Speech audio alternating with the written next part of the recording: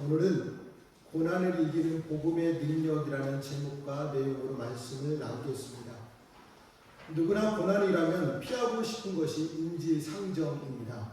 그러나 초대교회는 달랐습니다. 그들은 기도할 때 눈앞에 닥친 핍박과 고난을 면하게 해달라거나 어려움이 속히 지나가기를 구하지 않았습니다. 오히려 고난에 굴하지 않고 담대히 하나님의 일을 하게 해달라고 기도했습니다. 복음을 전하기 위해서라면 고난도 자처했습니다. 고난을 면하는 일보다 복음을 전하는 일을 더 중요하게 여겼기 때문입니다. 그리스도인에게 복음은 고난을 피하는 특권이 아니라 고난을 이기는 능력임을 본문 말씀을 통해 가르쳐주고 있습니다. 유대 권력자들은 사도들의 전도를 막으려고 협박하였습니다. 사도들이 전한 복음의 핵심은 예수 그리스도의 부활이었기 때문입니다. 권력자들이 전도를 차단하는 가장 확실한 방법은 예수님의 시체를 꺼내어 보여주는 것이었습니다. 자, 보아라. 예수님의 시체가 여기 있으니 너희가 전하는 부활이 거짓이야 라고 주장해야 하지만 그건 불가능했습니다. 무덤에는 시체가 없었기 때문입니다. 그래서 권력자들은 예수님이 시체를 훔쳐갔다고 소문냈지만 제자들의 당당한 전도 앞에서 더욱 당황할 수밖에 없었습니다. 생각해 보세요. 어느 누가 자기가 한 거짓말을 위해 목숨을 걸 수 있겠습니까?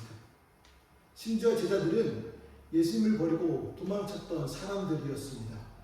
빈 무덤, 수많은 부활의 증인들, 제자들의 놀라운 변화, 부활의 확실성을 입증하는 증거와 하나님의 역사 앞에서 권력자들이 할 수 있는 일은 그저 협박하는 것뿐이었습니다. 권력자들의 협박을 들었을 때 베드로와 요한은 무엇이라고 대답하였을까요?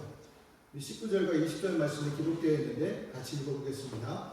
베드로와 요한이 대답하여 이르되 하나님 앞에서 너희의 말을 듣는 것이 하나님의 말씀을 듣는 것보다 옳은가 판단하라. 우리는 보고 들은 것을 말하지 아니할 수 없다 하니. 하나님 앞에서 너의 말을 듣는 것이 하나님의 말씀을 듣는 것보다 옳은가 판단하라. 우리는 보고 들은 것을 말하지 아니할 수 없다라고 담대하게 대답합니다. 제자들이 누구였습니까? 예수님이 체포됐을 때 뿔뿔이 흩어졌던 제자들입니다. 여종의 말 한마디에도 예수님을 부인하며 3번이나 반복해서 예수님을 저어버렸던 베드로입니다. 그러나 부활하신 예수님을 만난 뒤 성령의 임재를 경험한 제자들은 완전히 뒤바뀌었습니다. 여종의 말 한마디에도 예수님을 부인했던 베드로는 이제 대제사장과 권한들 앞에서 담대히 예수 그리스도를 증언하였습니다.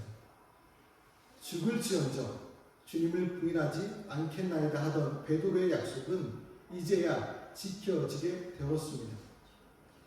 베드로 자신의 용기 때문이 아니라 오직 예수 그리스도의 사랑과 성령의 역사 때문이었습니다.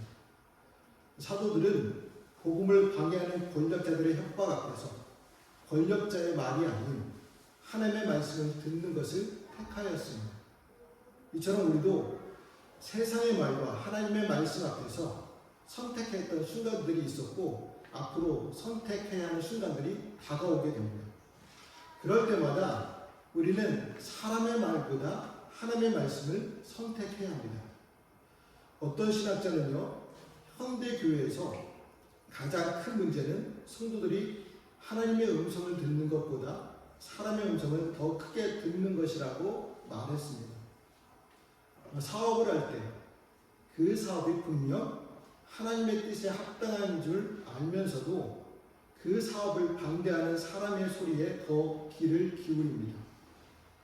또 우리가 생활하면서 나의 양심을 통해 말씀하시는 성령님의 음성보다 나의 욕심과 생각대로 진행하는 일들이 많습니다. 그리고 어떤 문제가 생겼을 때 하나님께 기도하지 않고 사람의 도움을 먼저 받으려고 하는 일도 많습니다. 하나님의 말씀보다 사람의 말을 더 따를 때 일시적으로 평안할지 모르지만 결국에는 불이익을 당하게 됩니다. 하나님의 말씀을 따르면 영원한 진리와 생명을 얻게 되고, 사람의 말과 정욕을 따르면 우리의 영혼과 삶이 죄로 인해 썩어진다는 것을 알아야 합니다. 우리는 하나님의 말씀을 듣는 성도들입니다. 그 말씀을 듣고 따를 때 안전하고 부응하게 됩니다. 그로 인해 우리는 어떤 상황 가운데서도 하나님의 말씀을 늘 최우선순위에 두는 저와 여러분 되시기를 축복합니다. 전도했다는 이유로 감옥에 갇힌 사도들은 하나님의 은혜로 풀려나게 되죠. 풀려난 사도들은 권력자들의 한 말을 동료 성도들에게 전달합니다. 그때 교회는 어떻게 반응했을까요?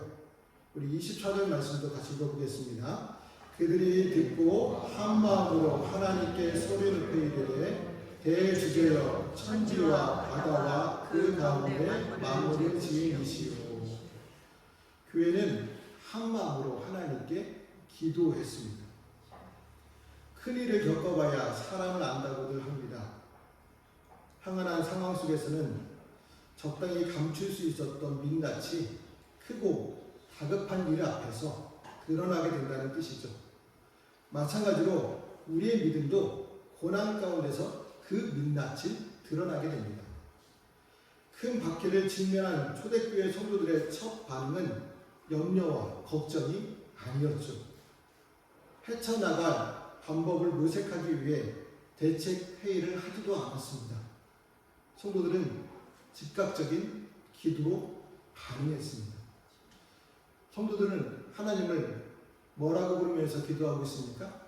대주제여라고 부르면서 기도하고 있습니다. 하나님이 교회는 물론 이 세상 모든 것들을 창조주요 통치자라는 의미입니다. 초대교회 성도들은 하나님만을 세상의 유일한 통치자로 믿었습니다. 그로 인해 교회를 위기로부터 보호해 주실 것 또한 믿었습니다. 우리 교회도 제가 오기 전 어려움이 있었지만 하나님께서 위기로부터 보호해 주셨기 때문에 지금까지 하나님 앞에 예배 드리고 있습니다. 그런데 초대교회 성도들의 기도는 교회를 막연하게 지켜주세요라고 기도하지 않았다는 사실입니다. 성도들의 기도는 말씀에 근거한 기도였습니다. 성도들은 지금의 상황이 이미 다윗을 통해 예언된 상황이라는 사실을 알았기 때문입니다. 그래서 성도들이 기도한 내용의 본문 25절과 26절의 말씀은 시편 2편에 인용된 말씀입니다. 시편 2편은 대표적인 메시아 시로 세상의 왕들이 여호와와 그의 기름 부음 받은 자를 대적하고 하나님이 그들을 비웃으시며 심판하시는 장면을 노래하는 시입니다. 이처럼 초대교회 성도들은 하나님의 말씀을 통해 세상을 해석하였습니다. 하나님의 말씀으로 세상을 바라보았던 것이죠. 그래서 지금의 상황이 절망할 상황이 아니라 오히려 철저히 하나님의 계획과 통치 아래 있음을 알게 되었습니다. 말씀을 통해 세상을 통찰하는 눈이야말로 성도들이 가질 수 있는 담대함의 이유가 됩니다. 오직 하나님을 의지하는 성도들의 기도에 하나님은 모인 곳을 진동케 하심으로 즉각적인 응답을 주셨습니다. 그렇다면 우리는 삶의 위기를 당하면 어떤 반응을 보입니까? 눈에 보이는 그 문제에 급급하여 사람들의 도움을 요청하거나 인간적인 지혜와 수단을 의지하지는 않습니까? 그래서는 삶의 위기가 근본적으로 해결되지 않습니다. 왜냐하면 성도들에게 닥치는 모든 일은 하나님께서 성도들의 신앙과 삶을 발전시키기 위한 계획이기 때문입니다. 그로 인해 문제 열쇠를 쥐고 계신 하나님을 먼저 의지해야 합니다. 하나님께 기도하여 하나님의 도우심을 구해야 합니다. 위기를 당했다고 이리저리 사람의 도움을 구하는 데 정신 팔린다면 하나님을 믿는 성도라고 할 수 없습니다. 그로 인해 위기 때의 진정한 성도와 거짓 성도가 드러나게 됩니다. 우리는 위기를 당하게 되면 가장 먼저 하나님을 의지하는 성도들이 되시기를 바랍니다. 그래서 초대교회 성도들은 위협 앞에서 이런 기도를 드렸습니다. 우리 29절과 30절 말씀도 같이 읽어보겠습니다. 주여 이제도 그들의 위협함을 굽어보시옵고 또 종들로 하여금 담대히 하나님의 말씀을 전하게 하여 주시오며 손을 내밀어 병을 낫게 하시옵고 표적과 기사가 거룩한 종 예수의 이름으로 이루어지게 하옵소서 하라. 종들로 하여금 담대히 하나님의 말씀을 전하게 하시고 손을 내밀어 병을 낫게 하시며 표적과 기사가 거룩한 종 예수의 이름으로 이루어지게 하옵소서라고 기도하였습니다. 인생의 고난이 찾아오면 우리는 보통 그 고난을 제거하거나 피하게 해달라고 기도를 하게 되죠. 하지만 초대교회 성도들은 그러한 기도 대신 어떤 고난이 와도 담대히 하나님의 말씀을 전하게 해달라고 기도하였습니다. 사도들이 일으킨 표적과 기사가 더 큰 핍박의 원인이 됨을 알면서도 오히려 표적과 기사가 이루어지기를 기도했습니다.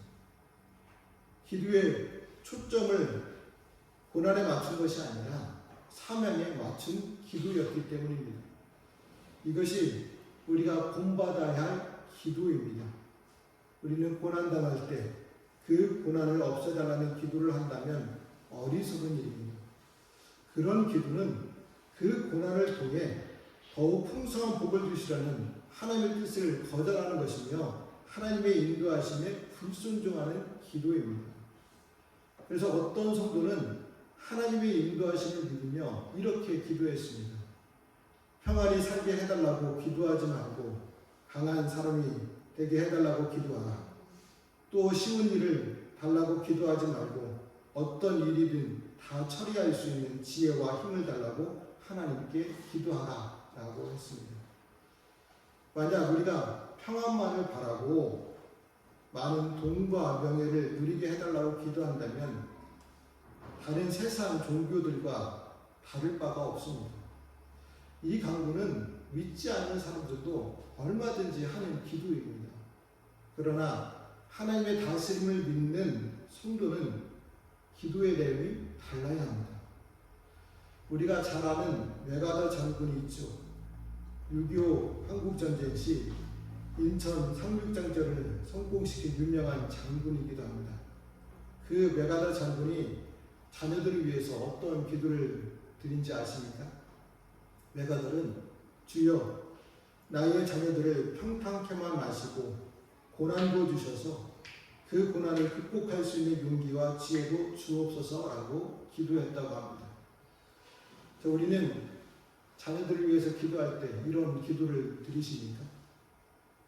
잘 되고 아무 문제 없이 건강하게 잘 자라가야만 해달라고 기도하지는 않습니까? 어버이 주의를 지키고 있는 부모 세대인 우리는 자녀들을 위해서 기도할 때 메가더의 기도처럼 평탄함을 하지 말고 고난도 주셔서 극복할 수 있는 용기와 지혜도 허락해달라고 기도해야 합니다. 그럴 때 우리 자녀들은 이 어두운 세상에서 빛으로 살아갈 수 있고 귀하게 쓰임받는 믿음의 사람이 될 수 있습니다. 또한 조그만한 고난도 만나면 그 일을 없애달라고 때를 쓰며 기도하는 성도들도 있습니다. 또 범사에 평안이 잘 되기만 기도하는 교인들도 있습니다. 이런 교인들은 부끄러운 줄 알고 오늘 초대교회 성도들을 본받아야 합니다. 우리 주님께서도 겟세마네 동산에서 아버지 하나님의 뜻이라면 순종하겠다고 기도한 것처럼 고난을 감당하고 승리하는 힘과 지혜를 주시기를 기도해야 합니다. 정말 기도의 내용도 하나님의 자녀답게 기도하는 성도들이 되어야 합니다. 초대교회 성도들은 권력자들의 협박에도 불구하고 담대히 고난을 받으며 복음을 전할 수 있도록 기도했을 때 하나님은 이 기도를 들으시고 응답해 주셨습니다. 그러니까 사도들이 지나가는 그림자마다 병든 자들이 고침받는 역사가 일어났습니다. 그리고 더욱 열심히 전도하여 자신들을 핍박했던 제사장들을 그리스도인으로 개종시키기도 했습니다. 이렇게 성도들이 고난당할 때 하나님의 은혜와 권능은 더욱 크게 역사하십니다. 성도들의 고난의 정도가 클수록 그에 비례하여 하나님의 은혜와 권능도 풍성하게 나타납니다. 구약에서 가장 큰 기적은 바로 이스라엘 백성들이 홍해를 만났을 때 홍해가 갈라지는 기적이었습니다. 뒤에는 이집트 군대가 출격해오고 앞에는 홍해가 가로막고 있는 이게 때 하나님은 가장 큰 기적을 일으키셨죠. 이스라엘 백성들을 홍해 바다 가운데로 지나가게 만드신 기적을 베풀어 주셨습니다. 또 바울과 실라가 유럽의 첫 선교지인 빌립보 성에서 이방인들의 고소로 인해 매맞고 감옥에 갇혀 생명이 위협받았을 때 하나님은 지진을 통해 감옥문을 여는 기적을 베풀어 주셨습니다. 우리가 도무지 감당할 수 없는 큰 고난과 시련을 만났을 때 하나님의 기적이 일어난다는 것을 기억해야 합니다. 우리 자녀들이 큰 위험에 빠졌을 때 부모인 우리가 큰 수고를 하듯 하나님 아버지도 자녀들이 큰 고난을 당할 때에 큰 기적의 은혜로 자녀들을 돕는 사실을 믿어야 합니다. 그래서 큰 고난을 당하면 오히려 하나님의 기적을 체험하는 계기로 믿고 필요한 것을 기도하고 인내로 극복하는 성도들이 되시기를 바랍니다. 그러므로 초대교회 성도들처럼 어떤 위협 앞에서도 하나님의 말씀을 선택하며 기도로 고난을 이기며 담대하게 복음을 전파하는 저와 성도들의 삶이 되시기를 주님의 이름으로 말씀을 드립니다. 기도하시겠습니다.